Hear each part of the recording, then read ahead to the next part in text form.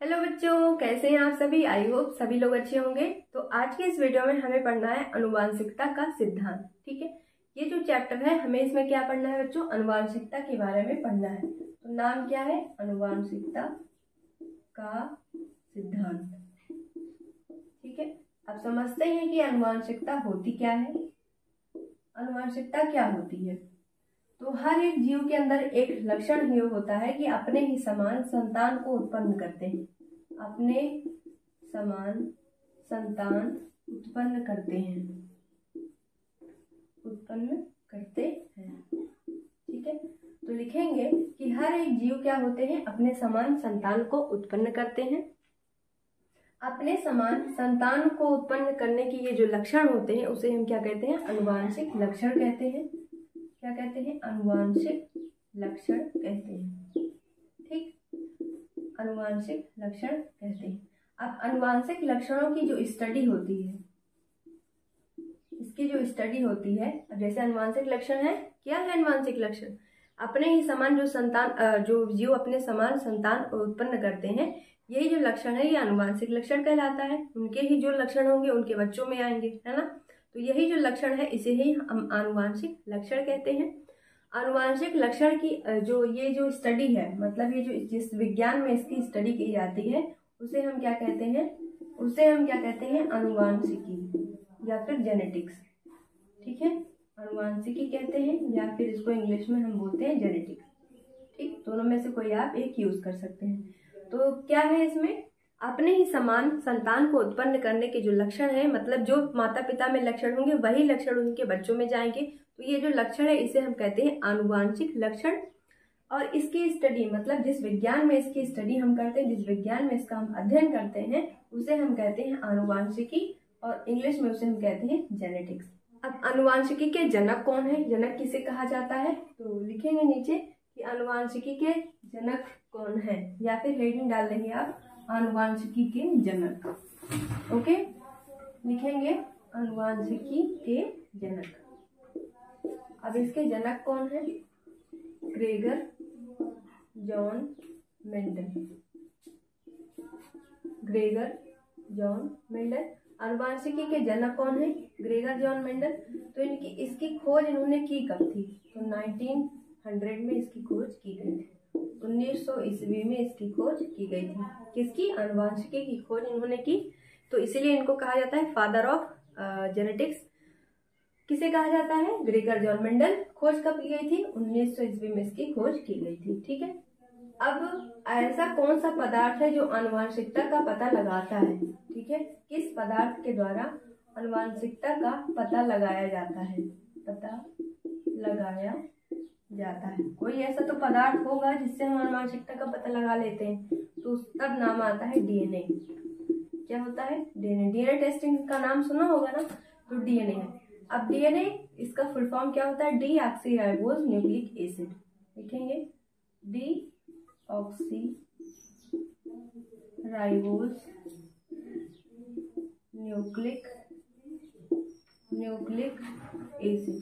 ठीक है, ये इसका फुल फॉर्म है, और आपसे ये फुल फॉर्म भी पूछा जाता है। ठीक है, 2 नंबर में आपसे फुल फॉर्म चाहे अति लघु में पूछ लेगा, चाहे तो विकल्पीय में पूछ लेगा। और ऐसा भी पूछा जा सकता है कि इनमें निम्नलिखित में से कौन सा क्या है, अनुवांशिक पदार्थ है। तो दोनों में से आंसर क्या करेंगे, डीएनए की आरएनए, तो बोलेंगे डीएनए। अब आरएनए का फुल फॉर्म क्या होता है, ribose nucleic acid. Ribose nucleic acid, उसमें डी ऑक्सी साथ में लग जाता है डी की वजह से, और यहाँ पे डी नहीं है, डी ऑक्सी, और यहाँ पे आर है तो राइबोज न्यूक्लिक एसिड।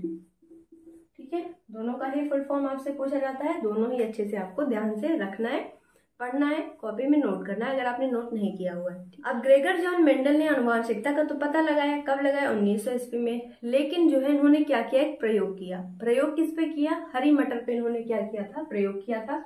तो इनके प्रयोग को चलिए पढ़ते हैं। अब ग्रेगर जॉन मेंडल ने क्या किया कि हरी मटर का प्रयोग किया, मतलब मीठी मटर।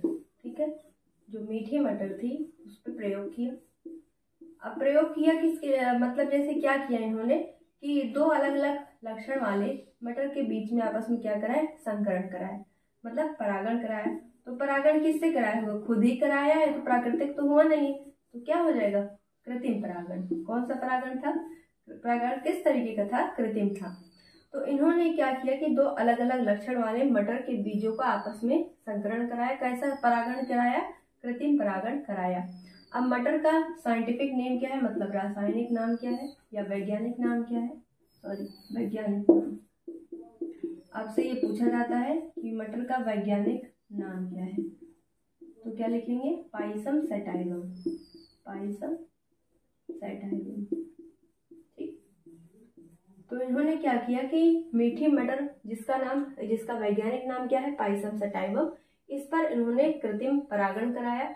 दो अलग अलग लक्षण वाले, दो अलग अलग गुणों वाले मटर को आपस में उनका परागण कराया, कृत्रिम परागण। तो इन्होंने देखा कि जो नया पौधा मिल रहा है उसमें अनुपात कितना है, 3 और 1 का अनुपात है। एक जब दोनों का आपस में संग्रहण कराते हैं तो एक नई प्रजाति का मटर हमें मिलता है, और इसमें जो लक्षणों, इन दोनों के लक्षणों का अनुपात है वो उस नई वाले में क्या है, 3:1 का अनुपात था। अब आपसे यहाँ से सवाल बनता है कि जब उन्होंने प्रयोग कराया था तो अनुपात किस में निकल के आता है, तो आपको नंबर दिए रहेंगे। नंबर एग्जाम्पल में देखते कैसे दिया रहेगा, 1:3, 3:1, 2:3 या फिर 1:2। तो आंसर कौन सा बनेगा, 3:1, 3:1 का अनुपात था। अब मेंडल ने इसका प्रयोग, बस आपको इतना ही इसमें लिखना है, ठीक है ना, समझ गए, कोई दिक्कत नहीं है। जो जो मैंने आपको बोला है वो वैसे वैसे आप उसको अपनी लैंग्वेज में लिख लीजिए कॉपी पर, ठीक। चलो, अब मेंडल ने कुछ नियम दिए थे, है ना, आनुवंशिकता से संबंधित उन्होंने कुछ नियम दिए थे। नियम कौन कौन से थे उसको पढ़ते हैं। तो लिखेंगे कि ग्रेगर जॉन मेंडल के द्वारा दिए गए नियम। आपसे हो सकता है शॉर्ट क्वेश्चन में पूछा जाए, तो लिखेंगे नियम में, किसका नियम है ये, ग्रेगर जॉन मेंडल का नियम है, जो कि उन्होंने आनुवंशिकता से संबंधित नियम दिए थे, ठीक। पहला नियम क्या है, प्रभाविता का नियम। कौन सा नियम है बच्चों, प्रभाविता का नियम, ठीक। दूसरा क्या है, पृथक्करण का नियम, पृथक्करण का नियम, ओके। तीसरा है द्विसंकर क्रॉस, द्विसंकर क्रॉस, या फिर इसे कहते हैं स्वतंत्र आव्यूहन का नियम, स्वतंत्र आव्यूहन का नियम। ये 3 नियम इन्होंने दिए। कौन कौन सा नियम था, अब आपसे पूछा जा सकता है कि क्वेश्चन कैसे पूछा जा सकता है, आनुवंशिकता से संबंधित ग्रेगर जॉन मेंडल के द्वारा दिए गए नियम की व्याख्या कीजिए, ऐसे आपसे सवाल पूछा जाएगा। तो 3 इन्होंने दिए थे, आप लिखेंगे कि ग्रेगर जॉन मेंडल के द्वारा जो कि आनुवंशिकता के सिद्धांत पर है, वो निम्न जो नियम है वो निम्नलिखित है। पहला नियम क्या है, प्रभाविता का नियम। दूसरा है पृथक्करण का नियम। तीसरा नियम है द्विसंकर क्रॉस, या फिर अथवा लिखेंगे बीच में, यहाँ पे आपको स्लैश नहीं लगाना है, पेपर में आपको हमेशा ऐसे लिखना, अथवा स्वतंत्र आव्यूहन का नियम, ठीक। ये 3 नियम इन्होंने दिए थे। तो अब चलिए पढ़ते हैं डिटेल से कि प्रभाविता का नियम क्या है, या फिर आपसे वेरी शॉर्ट जो क्वेश्चन बनते हैं उसमें हो सकता है कोई एक नियम पूछा जाए, चाहे प्रभाविता का नियम पूछा जा सकता है, चाहे पृथक्करण का नियम, चाहे तो द्विसंकर क्रॉस। तो तीनों ही अलग अलग हम आज एक नियम पढ़ लेते हैं जो प्रभाविता का नियम है, बाकी 2 नियम अगले वीडियो में हम पढ़ लेंगे, ठीक है। चलो लिखो, पहला नियम क्या है, प्रभाविता का नियम, प्रभाविता का नियम। अब आनुवंशिकी से संबंधित जो उन्होंने नियम दिए उसमें प्रभाविता का नियम सबसे पहला वाला है कि जो मेंडल का प्रभाविता का नियम है वो क्या कहता है, इस नियम के अनुसार जीवों के लक्षणों को विपरीत लक्षणों के जोड़ों में बांटा जा सकता है। प्रत्येक युगल के दोनों लक्षणों के एक साथ होने पर उनमें से केवल एक ही लक्षण जीव में दिखाई देगा। जो नया होगा उसमें उन दोनों में से कोई एक लक्षण आपको दिखाई देंगे, ठीक है। फिर से समझते हैं क्या लिखा गया है। इस नियम के अनुसार जीवों के लक्षणों को विपरीत लक्षणों के जोड़ों में बांटा जा सकता है। जोड़ों का मतलब क्या है, युगल, ठीक है, कोई 2, ठीक है, पेयर में बांटा जा सकता है।